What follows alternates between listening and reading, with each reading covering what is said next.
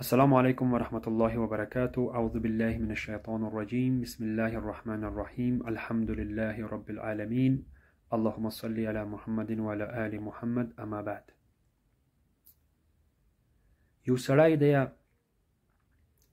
دغه اعمال هر ورځ خلاف د اسلام دي. هر ورځ لمونځ سم نه دی. هر ورځ خلاف د اسلام هم اعمال کا کارونه کا او کله چې دته مصیبت ورورسی، کله چې دته مشکل ورورسی، کله چې دته کوم مریضی ورورسی، کوم تکلیف ورورسی، دای بیا په ځای د دو چې خپل اعمالو ته وګوري چې دغه مصیبت و مشکل و دغه تکلیف شاید ماته د ما د اعمالو د لاس ماتر رسیدلی وي، دو ته نه ګوري. دای دو ته ګوري چې او فلانی په ما باندې کوډی کړي، او فلانی په ما جادو کړی، فلانی په ما تعویذونه کړي. نو دو ته نه ګوري، خپل اعمالو ته نه ګوري. دو ته ګوري چې او والا فلانی په ما کوډی کړي، فلانی په ما کوډی کړي، فلانی په ما کوډی کړي. هغه هم شکی خبر، سند نه لري، بې دلیله د خبر کو چې دا بیا په بل مسلمان باندې د تهمت تړل دي، او دا خپل غټه ګناه ده. دا خپل غټه ګناه ده. اول چې انسان ته مشکل ورورسی، دای باید د خپل اعمالو ته وګوري چې ما کوم بد کار کړی دی چې دا مشکل ما تر ورسېدلو، ما کوم بد عمل کړی دی چې دغه مشکل ما تر ورسېدلو.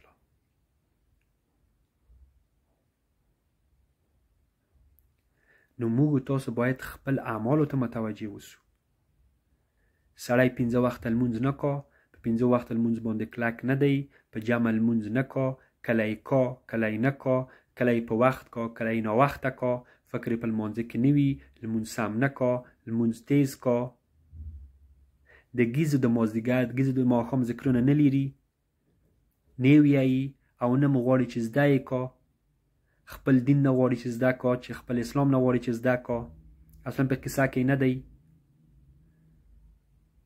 او د ماخوستن د ویده کېدو ذکرونه نه لري، د ګیز لمانځه په کیسه کې نه دی. کله چې دی ویده کېږي بېګه چې آمادګي ونیسي د ګیز لمانځه ته، چې زه د ګیز لمانځه ته ولټېږمه، وخت ته ویده شمه، ساعت ځان ته سم کړمه چې ګیز لمانځه ته ولټېږمه. روزانه تلاوت د قرآن کریم نه لري، روزانه تعلیم یا حاصلول د علم د دین د علم حاصلول نه لري، په حدیثو خبر نه دی،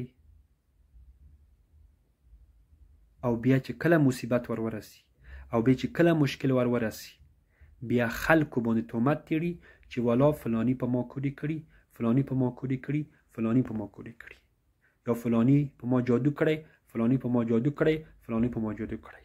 الله سبحانه و تعالی موږ تاسو ته دا وظیفه نه درکړې چې موږ کله چې موږ ته هغه ورسی، تکلیف ورسی، موږ د خلکو او د ګریوانو نه ونیسو چې راشه الله تا په ما باندې کوډی کړي. نه، موږ تاسو وظیفه دا ده چې احفظ الله یحفظک. احفظ الله یحفظک. ته د الله تعالی په دین باندې کلک شه، ته د الله تعالی دین وساته، عمل په وکه، الله سبحانه وتعالی به ته وساتي.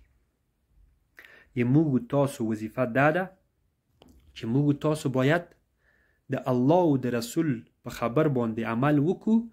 پس دغه به موږ تاسو د هر مرض نه، د هر تکلیف نه، د هر مشکل نه، او د هر بد نظر نه، د هر نوع جادو و سحر نه او د کوډ نه به الله سبحانه وتعالی موږ تاسو ساتي. موږ تاسو وظیفه دا ده چې موږ تاسو 15 وخت لمونځ باندې کلک شو، ښه لمونځ وکړو، اقامه یې کړو، ویدرو لمونځ نه چې ولویږي. لمونځ که مو فکر وي، لمونځ هم اوږد لمونځ وکړو، او د ګیزو د ماښام ذکرونه زده کړو، او هغه یې روزانه وکړو د ترجمې سره چې موږ څه ویایو. د ماخوستن د ویده کېدو ذکرونه وکړو، روزانه تلاوت د قرآن کریم ولورو، په معنای پوه شو، په مفهوم پوه شو. هلته به بیا الله سبحانه وتعالی موږ تاسو د کودونه د سحر او د جادو نه ساتي.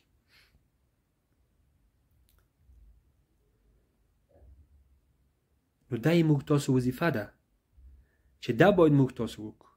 موږ خپله وظیفه پرېږدو، په نورو باندې تهمتونه تړو چې فلانی په ما باندې کوډې کړي. تا ته چا ویلي ده؟ تا ته څه جبرائیل علیه السلام درته کارته شوی درته ویلي دي، خبر درکړی دی چې فلانی په تا باندې کوډې کړي؟ کله چې په رسول الله صلی الله علیه وسلم باندې کوډې وشولې، جادو وشوله د یهود نفر د طرفه، نو رسول سلام څه وکړل؟ آیا دا یې وویل چې الله سبحانه وتعالی دې یعنی نفرین وکړل هغه نفر ته، په ځای د دو چې علاج وکړه، کوم علاج چې الله سبحانه وتعالی ورښودلی دی، په ځای د دو چې دی په خپله دعا وکړه، په ځای د دو چې دی په خپله ته په تلاش وکړه د علاج، په ځای د دو په ځای باندې د مثلا نفرین وکړل هغه سړي ته؟ نه.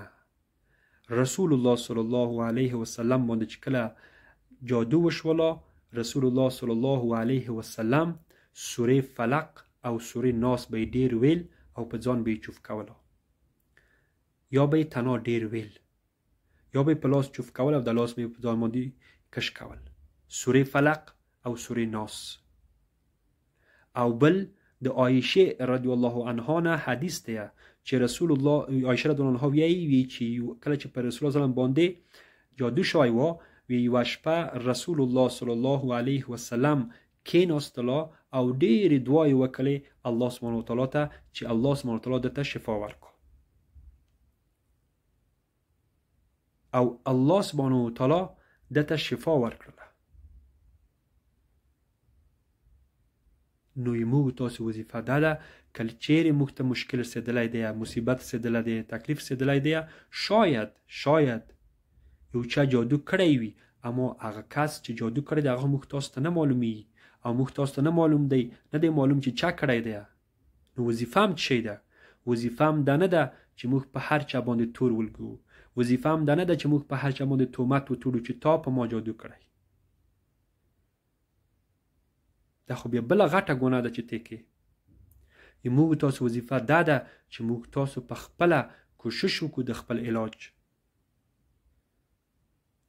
سوره اخلاص، سوره فلق، سوره ناس دا ډېر وویو، په ځان یې چوف کړو، دعاوې ډېرې ځان ته وکړو، په سجدو کې دعا وکړو، په هغو وختو کې دعا وکړو چې الله سبحانه وتعالی دعا قبلوي. د باران په وخت کې دعا وکړو، د اذان او د اقامه په مابین کې دعا ډېرې وکړو ځان ته. خپل ځان باید نور هم کلک کو په دین باندې، او تهجد لمانځه ته ولټي په هغو وخت کې، آخري درېیمه حصه د شپې په هغو وخت کې ولټي چې الله سبحانه وتعالی د مځکې اسمان تر کارته کی بلا کیفیت موږ تاسو ته نه دی معلوم، د مځکې اسمان تر کارته کی او غږ کا چې څوک شته چې ما ته غږ وکړه زه ځواب ورکم، او څوک شته چې د ما نه شی وغواړي زه ورکم، او څوک شته چې د ما نه بښنه وغواړي زه وبښم. نو په داسې وخت کې انسان ولټي او دعاوې ځان ته ډېرې وکړه. دعا ډېره مؤثره ده په داسې وخت کې، ډېره مؤثره ده په داسې وخت کې چې کله انسان ته مصیبت مشکلات ورسي، په داسې وخت کې دعا کړل ډېره مؤثره ده، او الله سبحانه وتعالی یې انشاءالله تعالی دعا قبلوي. د خپل شفا د خاطره د دعا وکړه.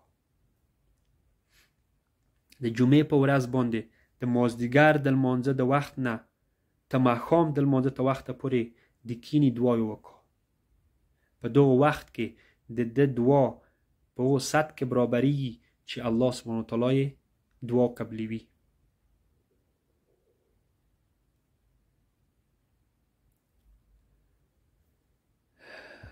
او بل د فرض مثال یو تقواداره، یو صالح، یو نیک سړي ته دې ووایي چې دته دعا وکړه که یې پیژني. نو دغه طریقې دي. او اول باید موږ تاسو خپل اعمالو ته وګورو چې آیا د موږ اعمال برابر دي په قرآن او په حدیث باندې که نه. آیا دغه مصیبت چې ما ترسېدلی دی د شاید د ما د اعمالو د لاسه ما ترسېدلی وي. ولې زه په چا باندې تور ولګوم؟ ولې زه په چا باندې تهمت ولګوم؟ ولې ځان ته ګنې ټولې کړم؟ دغو نفر ګنې زه واخلم ځان ته. نو الله سبحانه وتعالی د موږ تاسو ته بصیرت راکا. الله سبحانه وتعالی د موږ تاسو ته حکمت راکا. الله سبحانه وتعالی د موږ تاسو ټول د هر نوع شر او آفات نه د الله سبحانه وتعالی موږ تاسو وساتي.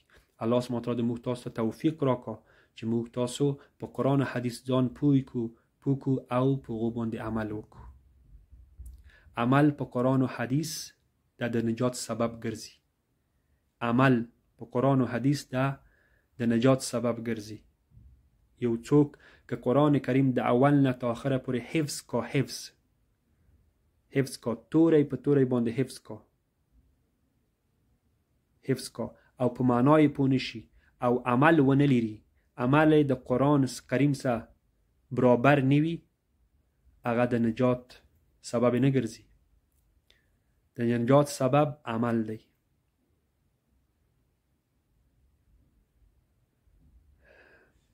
نو الله سبحانه وتعالی د موږ تاسو توفیق راکا چې موږ تاسو په قرآن او حدیث باندې عمل وکړو. السلام علیکم ورحمة الله وبرکاته. سبحانك اللهم وبحمدك أشهد أن لا إله إلا أنت أستغفرك وأتوب إليك.